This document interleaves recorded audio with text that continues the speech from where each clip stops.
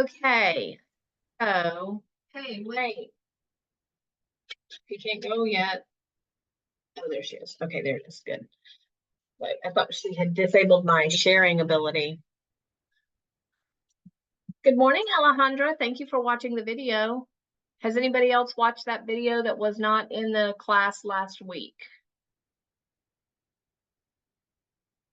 I was in the class, but there was an extra one that I watched. Yes, there was an extra video, and I have even another change since then. Hmm. Caesar, have you watched the video? No, I'm going to watch it today. Okay, make sure you Yeah. do that. Right. Jessica, you are also in the class. Okay, let me see if I have this document already opened. I just came from a class with a bunch of brokers. Don't need that.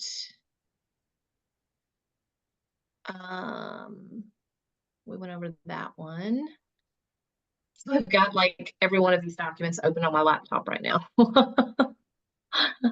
I didn't even bother to close them. I was like, okay, guys, I gotta get out of here.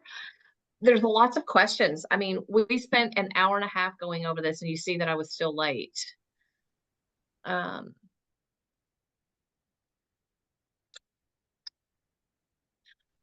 document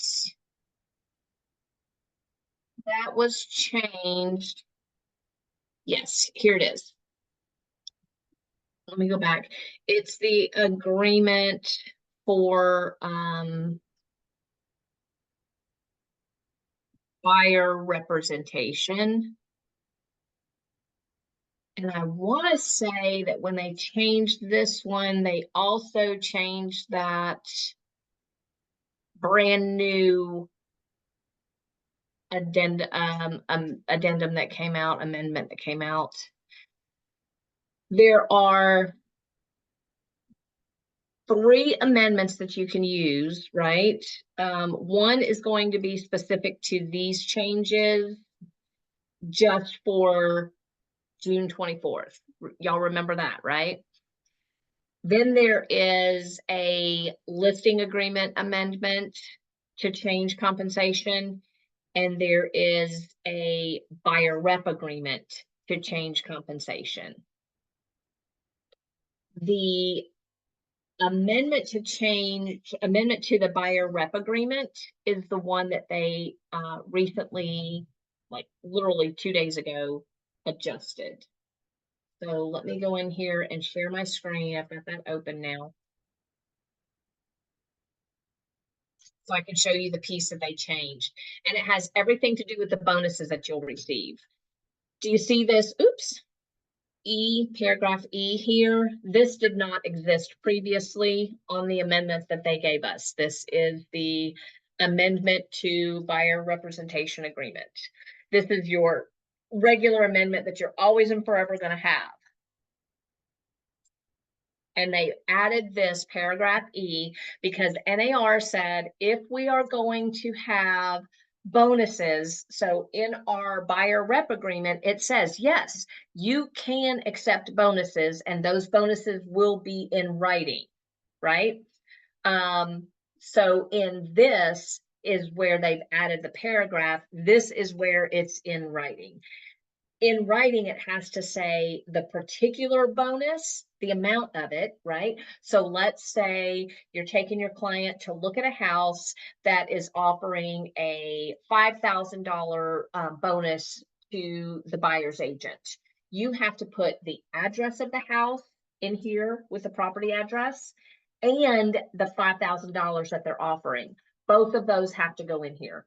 If your client is going to a builder, and the builder is offering a bonus, then you've got to put the address. So you have to know the address already and add it in here. Is that clear as mud? Does anybody need more explanation on that? I just have a quick question. Go ahead, Jessica. So do we have them sign this prior to showing, or if they like the property and want to place a... In order for you to accept it, yes, it's supposed to be signed prior to showing. Yes. And, well, not necessarily showing, prior to offering. Okay. Okay. Once the offer is accepted, once the contract is in place, we're not supposed to change our our compensation.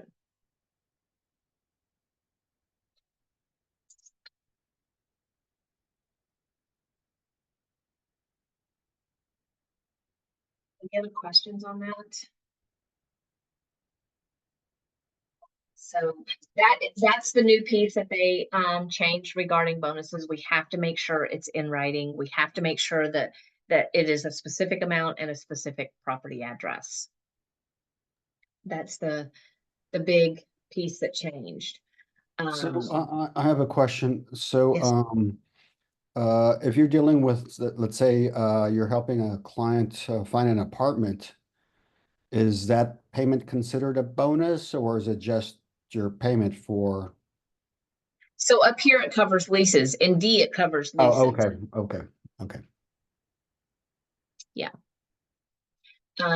It's going to become very much a conversation that we're going to be needing to have prior to going under contract.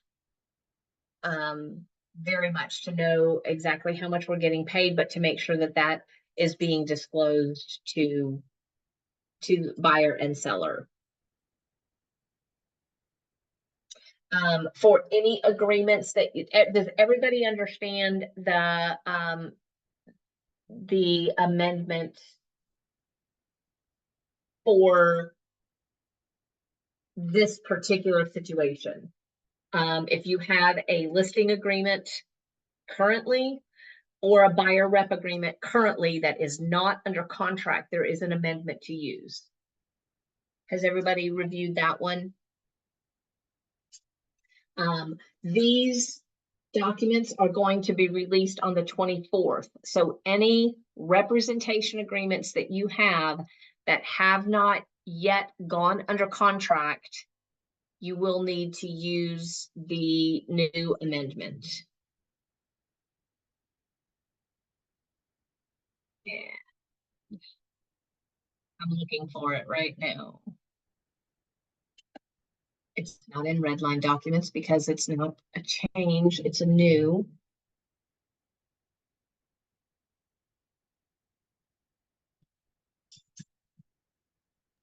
Can I just do a new agreement instead of doing an amendment? You could, it would take more time. Here's, I think my thing is that gives them the option to go, never mind, right? I'm not going to enter into new agreement. I would rather hand them amendment for them to.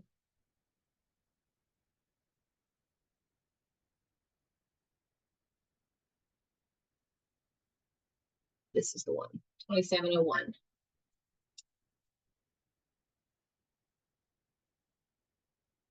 It adds this piece for, and see, it's got the date in here. This amendment may be used with the following representation agreements with a version date before 6/24. So all of these listing agreements and the buyer's rep agreement. That's your farm and ranch, your residential exclusive, your residential, it's not, I say non-exclusive, but that's not the word that they use.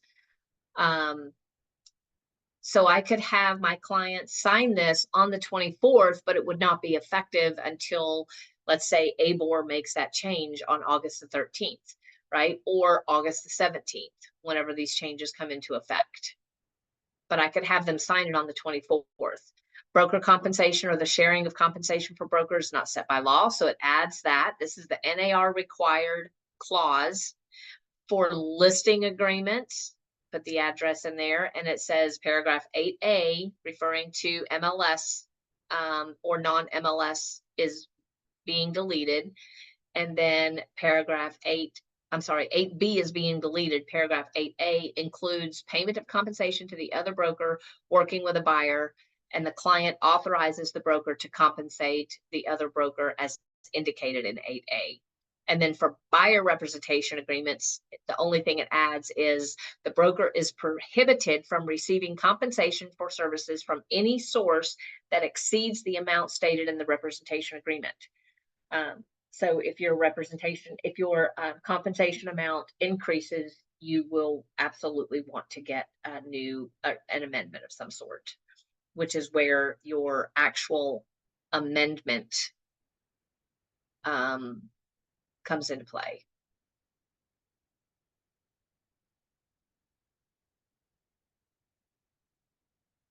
Any questions on any of this? I know that's kind of a little bit quick.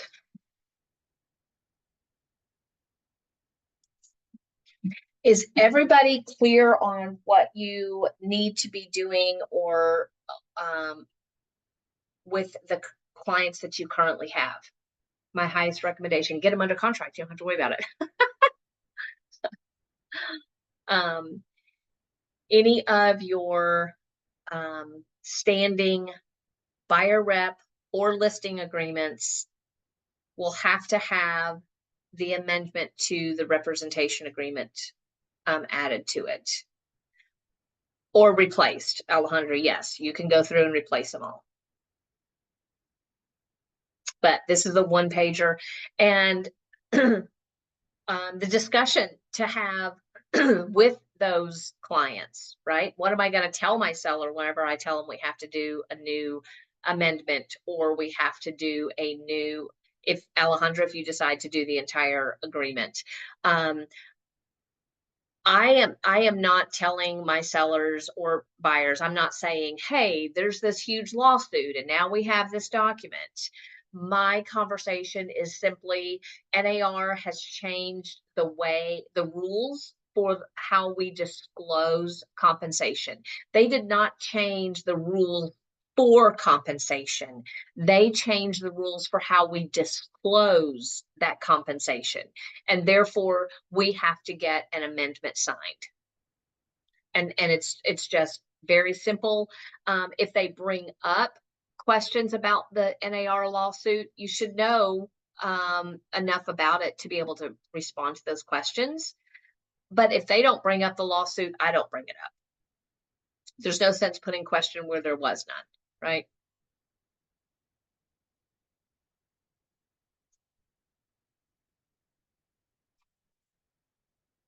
Y'all are quiet. I don't see any faces. So, so this form is, you're showing us TAR forms. Are they also available Trek forms as well? Okay, and you'll hear this whenever you watch the video, Caesar. The Texas Real Estate Commission, because they are a government entity, they have a required comment period. And therefore, they're not able to jump into place and revise their documents as quickly, because they have to put the revisions out there for everyone to comment on for a specific period of time. And I think it's 30 to 60 days, something like that, Okay. before they can implement any of these changes. We are being told that the Texas Real Estate Commission will not have their revised forms out until probably the end of the year. They will revise them, they will put them out for comment, and then they will, whatever, those comments are, there may be additional changes before they are actually released. So Okay. there's going to be a hot minute that we are using Texas Realtors forms only, especially when it comes to anything that has to do with compensation. Okay. Texas Realtors forms. The Trek forms, we will be watching closely, and we will be kicking them back to you and telling you to get something signed on a Texas Realtor form. Okay. All right. Thank you. Mm-hmm. Absolutely. Okay. Any other questions on the bonuses or the transition of getting your clients to sign? Let me go back in here.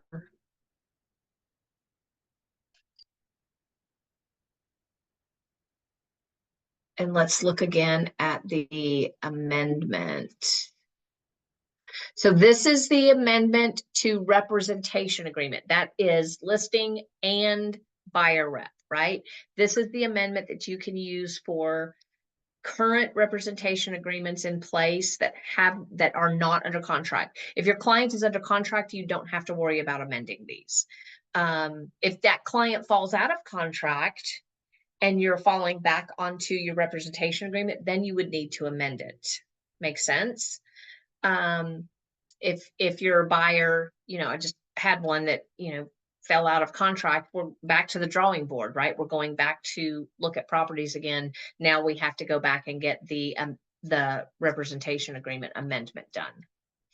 And then there is also, Can you walk us through this? Because I just signed a listing agreement yesterday, and I know it won't go under contract. So right. I will have to So use you are Correct. absolutely going to, this one that we were just talking about, the amendment to representation agreement. This is a simple way to just hand it to them.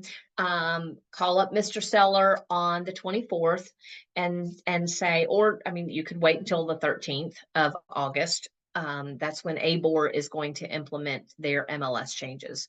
But you call up Mr. Seller and say, look, the National Association of Realtors has come out with some new rules, and Texas Realtors has given us a new form.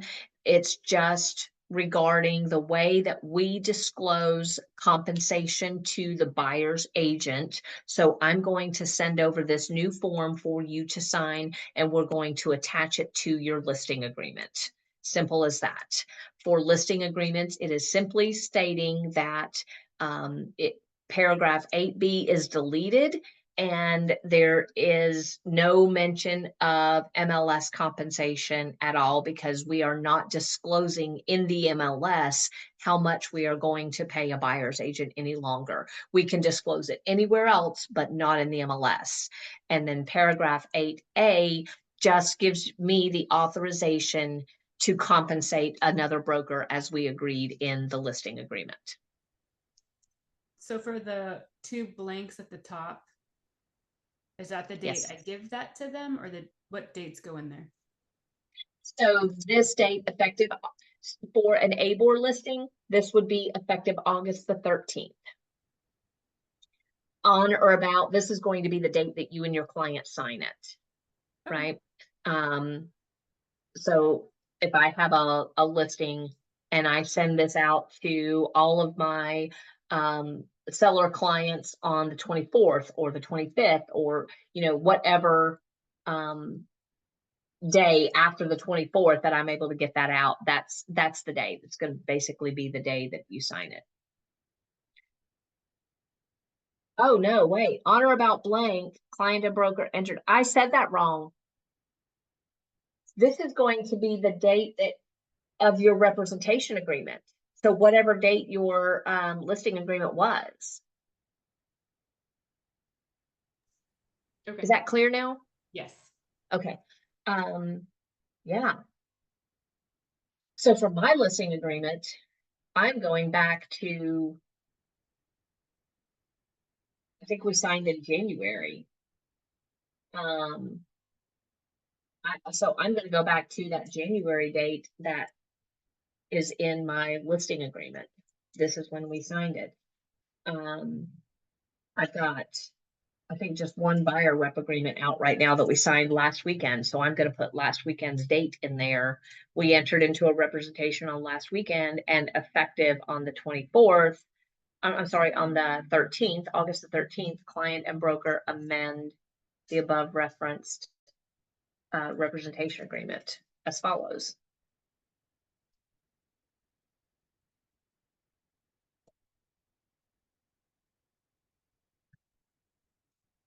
Yeah, this goes back to the date of the representation agreement that you have in place.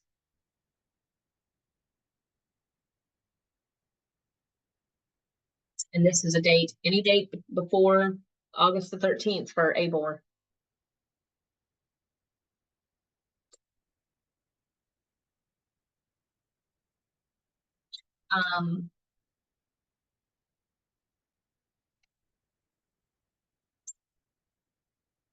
And then for things that are currently in the MLS, you just might find that you want to get the compensation agreement signed. to make sure you're covering yourself, right? And remember, all of these, the compensation conversations have to happen before we go under contract. Which is going to, here's where I feel like it's going to make it the toughest, and where I feel like we're going to be having this conversation multiple times, is because the compensation is now negotiable between buyer and seller, rather than my compensation was always negotiable between me and the seller, right? When I was representing the seller. And we discussed how much the seller was going to pay the buyer's agent. So now the seller might be paying the buyer's agent directly rather than through my compensation. So it's going to get hairy, and I think we're all going to have to learn a different way of talking to each other. And we're all going to have to be very particular as to the order in which we're having documents signed. I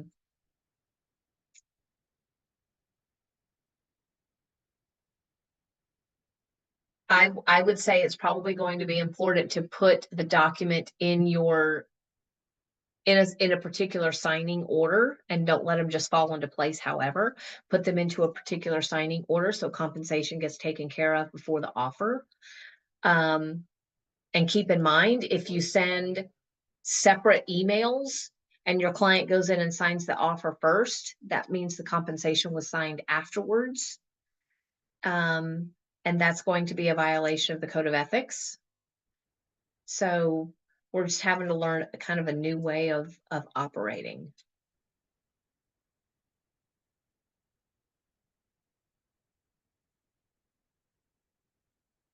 Anybody have any other implementation questions? How you want to implement this with your current clients?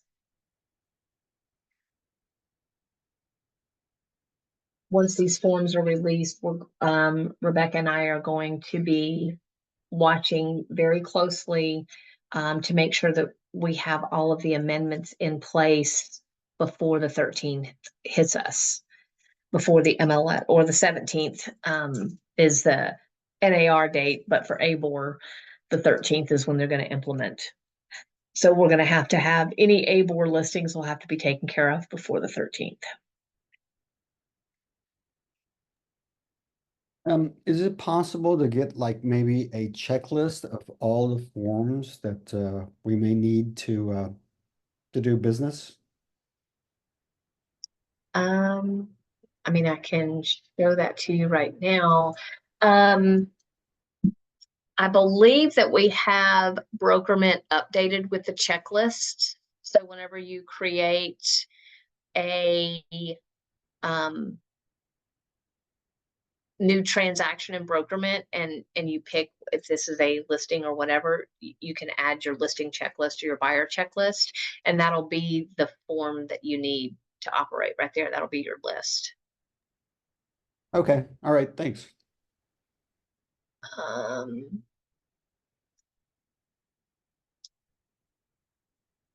do this. I bet. I X out of this. Yes. So here's your updated forms. This is a list of the updated forms. Buyer representation agreement. There's your short version, which allows you to just be a showing agent. One thing to mention about this short version is that it does not give you liability coverage. If they fall or stump their toe or anything like that, you are not covered. We as a brokerage are not covered from that liability. That does not include that liability paragraph in this one. The short version does not. 2201 is the property management agreement. Independent contractor agreement change, but nothing to do with the NAR rules. Compensation agreement between broker and owner. There's your FSBO. compensation agreement between brokers. This is the one that I think we're going to find ourselves using a bit more than we have in the past. Just making it clear that this is how much. And here's the thing that the brokers are really discussing is, say we get this signed prior to an offer, but then the offer comes in 20,000 below list price and the seller is no longer willing to pay that same amount, right? Now we've locked the seller into this amount of compensation. So it's going to have to be finessed, absolutely finessed, as to the order that it goes out and making sure that everybody is clear. Because our buyers and sellers are now negotiating our compensation or who is paying it. But yeah, this is the list of the documents that have been changed. And then within these clean versions are the new documents as well.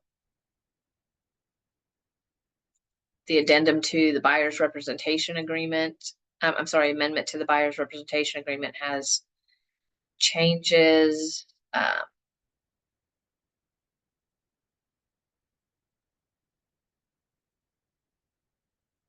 The addendum regarding brokers' compensation. This is where the seller has the right to pay the other broker directly rather than through your compensation. So they've added that whole piece in there.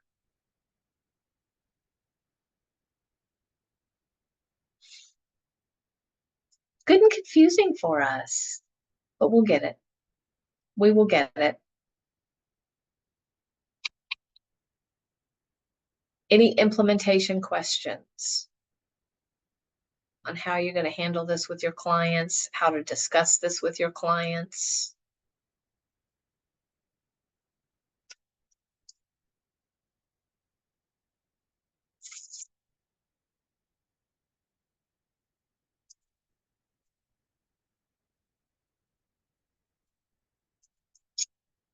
Hey guys, is there anything else that I can help anybody else with? DAs will not be issued unless you have gotten some sort of training on this. Alejandra, I got your text. I put you on the list. Caesar, once you watch that, Yeah. you'll need to let us know. But DAs are not going to be issued until I know that you have this information. And I again, need my D8 on time. that right? We all want to get paid on time, so we want to take care of this stuff. Yeah. So good on you for paying attention. But yeah, we've got to make sure that everybody has this, and the one way that I can do that is to say, okay, you want to get paid, and so here's the guidelines. Make sure everybody's paying attention. Big news, big changes. But Texas Realtors has given us what we need to operate. It's just going to be getting adjusted to new conversations. So in the process of implementing this, maybe you kind of want to run through how that conversation is going to go with your existing clients that you have in representation agreements now. Run through that in your head. Figure out how you're going to handle that. If you want to have some role play situations or anything like that, if you want to sit down and discuss some of those conversations, then most definitely reach out to us, and let's get those going so that you're prepared, right? You want to put your best foot forward and show your clients that you're prepared for this. Like, this didn't catch me off guard. I was fully prepared for this. No biggie. We've got some changes to our contracts, whatever. Moving forward. We're ready for it. Confidence. Okay.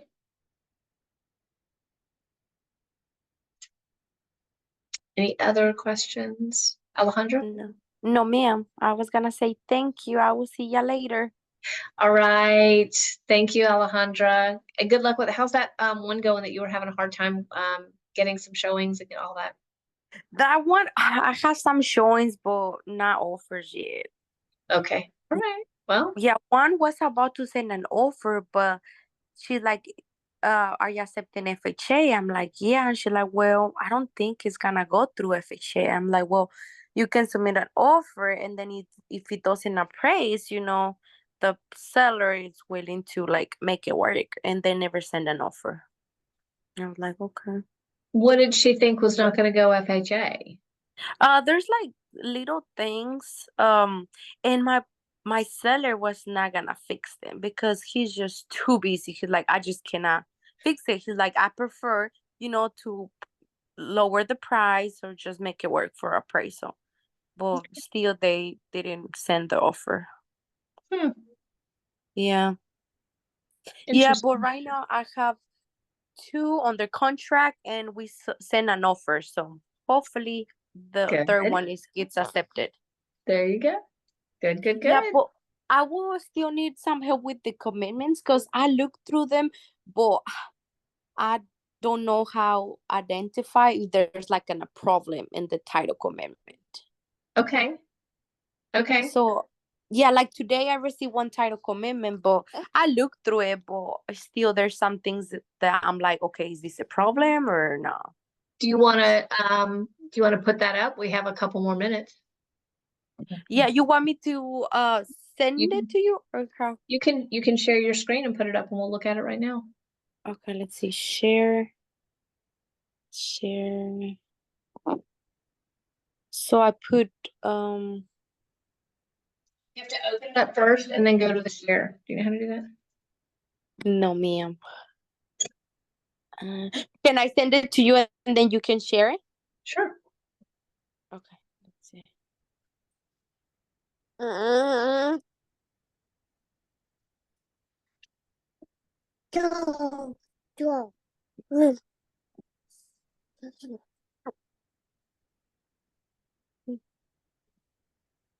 me see.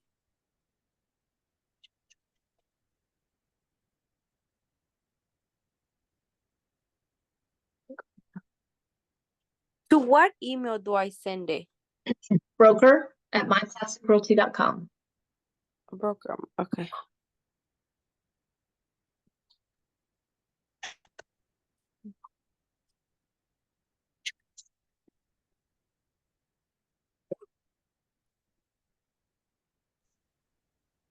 Lori, I'm gonna hop off, but I'll see you in 5 minutes. Okay, sounds good. Thanks. Okay. I just send it. Okay, perfect.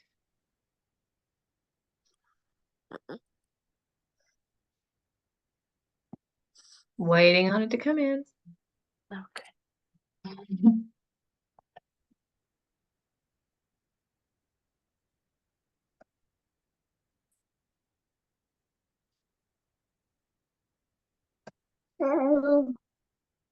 Yeah, to broker at myclassyrealty.com, I got right? it. Yeah, I got Oh, it. you got it. Okay. Hey, baby. She's always here in the classes. Well, there you go. Future realtor in training. Yes. Okay, Schedule A on this piece, you just want to make sure that you've got your mortgage correct and the purchase price and your buyer's name is all correct right there. So you just want to double check that part of it as the proposed insured. The record to the title, this seems to be who currently has the title to the property. And then you will always want to double check your legal description to make sure the right piece of property is being insured, right? exceptions from the coverage. This is the deed. Let's see, notice the plat recorded in volume, omitting any covenants. Very good. Any discrepancies? So you've included shortages in this title policy. That's where this comes from. Home ownership covered. I'm sorry, homestead is insured. Any rights or title asserted by anyone, tied lands, fill-in lands, nothing crazy there. Standby fees, looking good. These are just exceptions that are included with your title policy. Nothing crazy. We should have a title person. I'm gonna teach on this. That's what we should do. Let's see, all leases. So still B. There are some mineral reservations on this property. These easements are most likely, City of Bryan, yeah. These easements are most likely going to be your utility easements, right? Building line restriction, so how far back does the building have to be set? That is a restriction on there. And then there's some mineral reservations withheld. If you saw something here that said like an easement for the adjoining property to access, or an easement of egress, that means somebody can enter that property and get to another property, right? So that's what you're looking for whenever you look for those easements. And then mineral reservations are being held. 4 different people, looks like. There's a royalty reservation that's being held. What is that? For this particular property, let's go look at it. It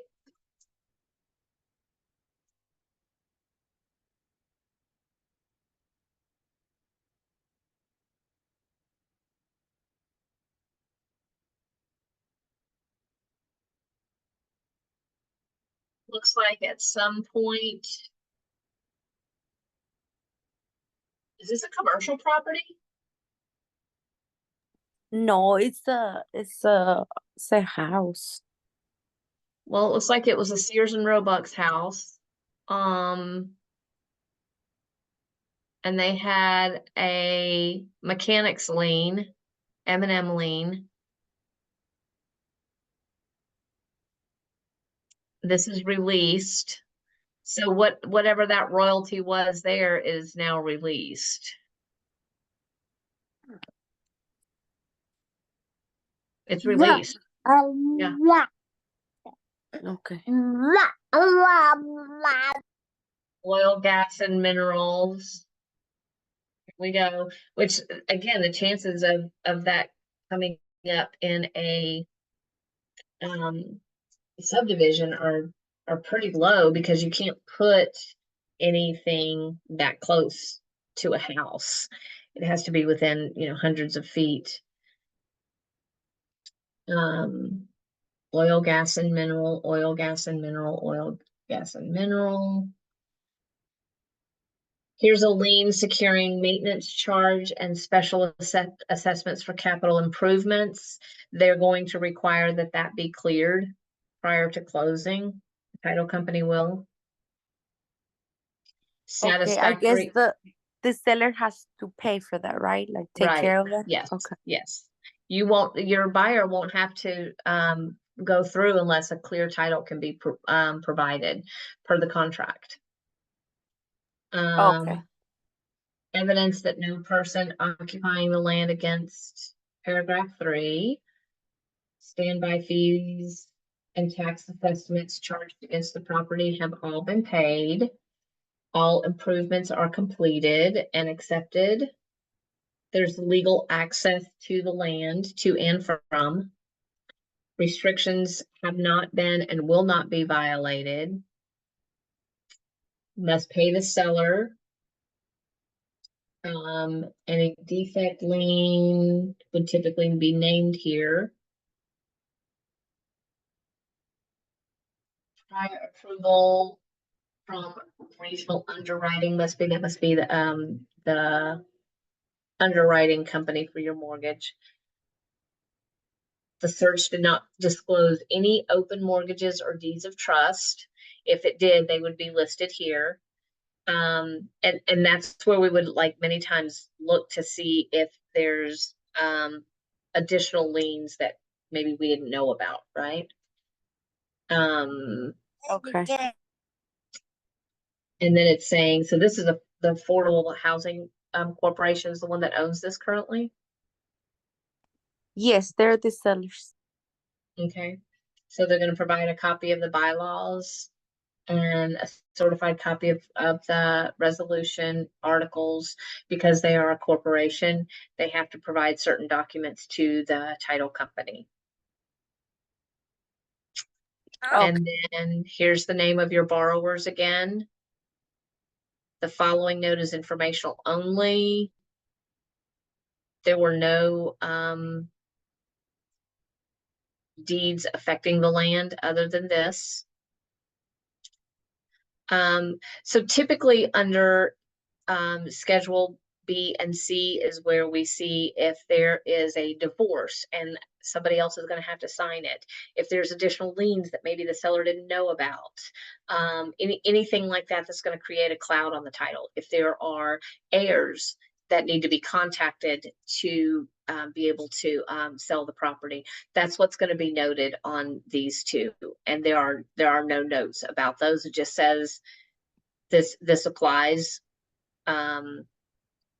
And then it says none noted, right? Okay. So So it looks good then. this looks perfectly fine. Yes, ma'am. Okay, And perfect. develop a really good relationship with your title person so that you can call them and just say, hey, did you see anything crazy on there that we need to be aware of, right? Okay, sounds good. Thank you so much. All righty. Take care. Holler if you need me. Bye, guys.